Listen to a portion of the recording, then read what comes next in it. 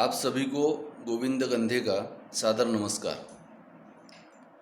मैं अपनी बात प्रारंभ करूं इसके पूर्व हमारे मित्र और मालवा प्रांत के माननीय कार्यकारी अध्यक्ष श्री संजय शर्मा जी को मैं हृदय से धन्यवाद देना चाहूँगा कि उन्होंने इस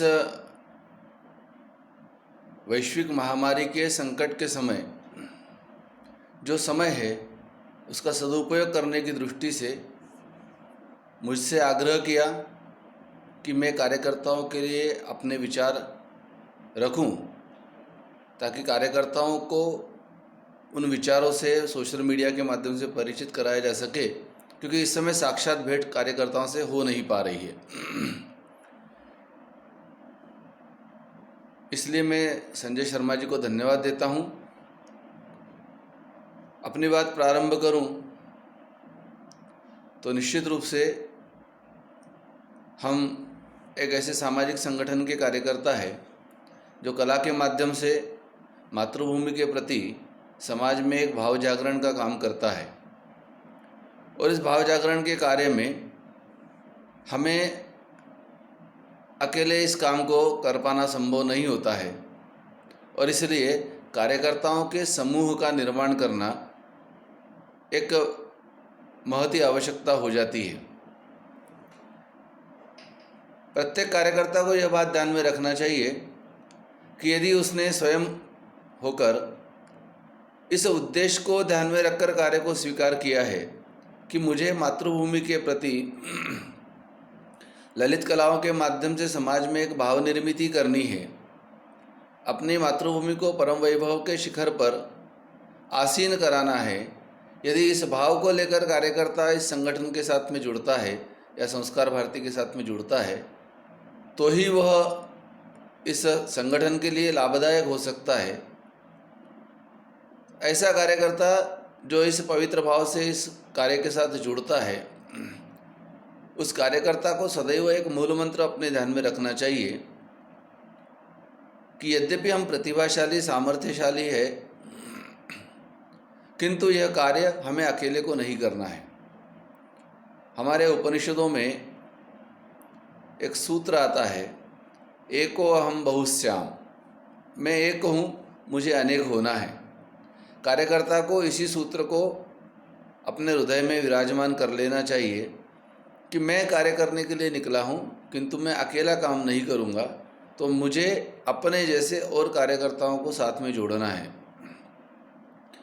इस भाव को मन में लेकर जब हम कार्य प्रारंभ करते हैं तो एक किसी स्थान से कार्य का प्रारंभ होता है, और मुझे लगता है कि कार्य का विस्तार, कार्य का फैलाव, इसका विचार बाद में करना चाहिए, अपितु जिस स्थान पर हम हैं उस स्थान पर कार्य कितना प्रभावी हम कर सकते हैं इसकी चिंता करनी चाहिए। तो प्रारंभ में ही मेरा ऐसा मानना है कि ऐसे चिंता करने वाले कार्यकर्ताओं को उस क्षेत्र का एक मानचित्र अपने पास में रख लेना चाहिए, और उस मानचित्र के आधार पर यह ध्यान में आता है कि हमारे शहर में, हमारे गांव में हमें कार्य करने के विस्तार की कितनी संभावनाएं हैं, और फिर योजनाबद्ध तरीके से धीरे धीरे हम अपने कार्य को उस क्षेत्र में फैलाते जाएं, उसका विस्तार करते जाएं। कार्य को समाज में परिचित कराने की दृष्टि से हमने अपने उत्सवों को स्वीकार किया है। सामान्यतया 2 माह के अंतराल में एक उत्सव हमारा आता है। हम अपने कार्य का विस्तार करने के लिए इन उत्सवों के माध्यम से समाज के बीच जाते हैं, तो हमारे कार्यकर्ता को चाहिए कि इन उत्सवों का निमित्त बनाकर हम नए नए कार्यकर्ताओं को अपने साथ में जोड़ें। प्रायः देखने में आता है कि एक ही स्थान पर वर्ष भर की सारी गतिविधियां संपन्न हो जाती है। यह संगठन के विस्तार की दृष्टि से उचित नहीं है। अतः आवश्यक है कि हम प्रत्येक उत्सव को भिन्न भिन्न क्षेत्रों में आयोजित करने का प्रयास करें। उसके पीछे का भाव यह है कि भिन्न भिन्न क्षेत्रों में जाने के कारण वहाँ उस क्षेत्र के लोग हमारे संपर्क में आएंगे, वो हमारे साथ जुड़ेंगे, और फिर उस क्षेत्र में हमारे कार्य का परिचय भी होगा। तो निश्चित रूप से 6 उत्सव, वो 6 उत्सव हमारे 6 विभिन्न स्थानों पर यदि हम संपन्न करते हैं और जिन स्थान पर हम उत्सव को संपन्न करेंगे उसके आसपास के क्षेत्रों को भी यदि हम उसमें जोड़ लेंगे तो हो सकता है कि वर्ष भर में हमारा पूरा शहर या हमारा पूरा गांव एक प्रकार से संपर्कित हो जाएगा कि हम सारे गांव में, हम सारे शहर में अपने कार्य के लिए जा चुके हैं, वहाँ पर लोगों से संपर्क हो गया है। कार्यक्रम करना और कार्यक्रम क्यों करना, ये दोनों बातें स्पष्ट होनी चाहिए। हम कार्यक्रम करते हैं, केवल कार्यक्रम के लिए कार्यक्रम नहीं होना चाहिए, अपितु कार्यक्रम के द्वारा कार्यकर्ताओं के समूह का निर्माण और हमारे विचारों का संप्रेषण। इस समय बहुत सावधानी रखनी होती है, क्योंकि यदि हमारे मन में केवल कार्यक्रम को संपन्न करने का लक्ष्य रहेगा तो ये न कहने प्रकार हम कार्यक्रम को तो संपन्न करा ले जाएंगे, किंतु कार्यक्रम संपन्न होने के पश्चात उसके जो प्रतिसाद आते हैं उसके प्रति हमको निश्चित रूप से सजग रहना होगा।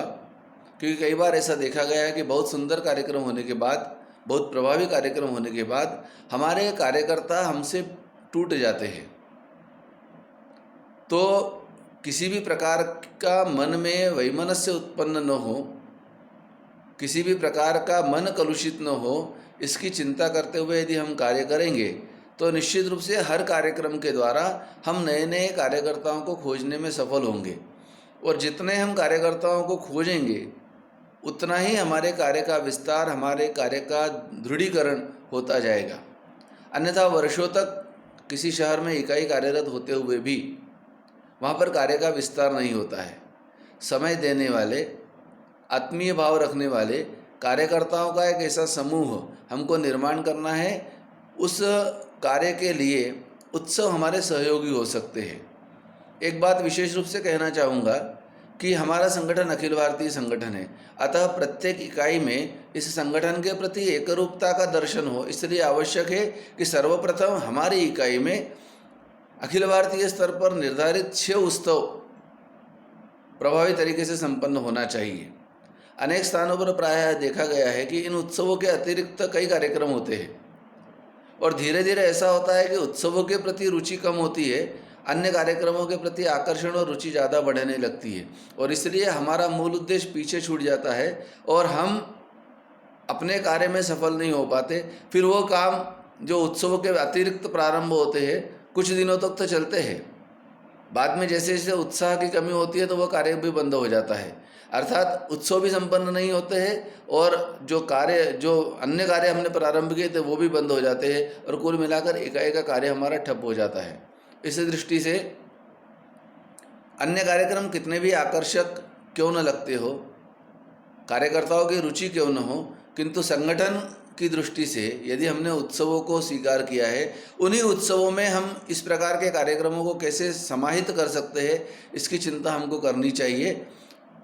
जैसे मेरा अपना अनुभव है, कई स्थानों पर काव्य गोष्ठियाँ होती है, कई स्थानों पर साहित्यिक गोष्ठियाँ होती है, कई स्थानों पर संगीतिक सभाएँ होती है। अब ये मास में 15 दिन में, सप्ताह में होती रहती है, किंतु इन्हीं कार्यक्रमों को हम उत्सवों के साथ में जोड़ सकते हैं। यदि हम मासिक संगोष्ठी करते हैं तो 2 संगोष्ठियों को मिलाकर एक उत्सव में यदि हमने जोड़ दिया तो हमारा उत्सव भी संपन्न हो जाएगा और वो संगोष्ठियाँ भी संपन्न हो जाएगी।